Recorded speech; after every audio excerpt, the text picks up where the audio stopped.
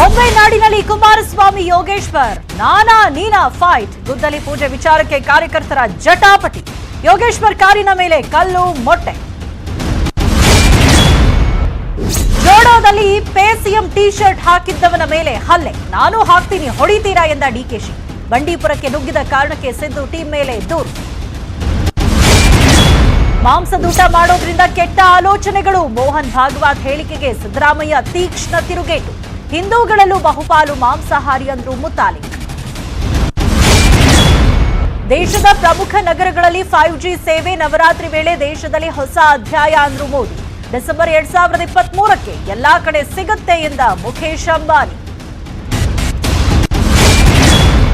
ಸಾಂಸ್ಕೃತಿಕ ನಗರಿಯಲ್ಲಿ ದಸರಾ ವೈಭವ. ಗ್ರಾಮೀಣ ದಸರಾ ಲಕಲಕ. ಜಂಬೂ ಬಿರಿಯಾನಿ ಸವಿ. ಹಾಲು ಕರೆಯೋ ಸ್ಪರ್ಧೆಯಲ್ಲಿ ಮಿಂಚಿದ ರೈತರು.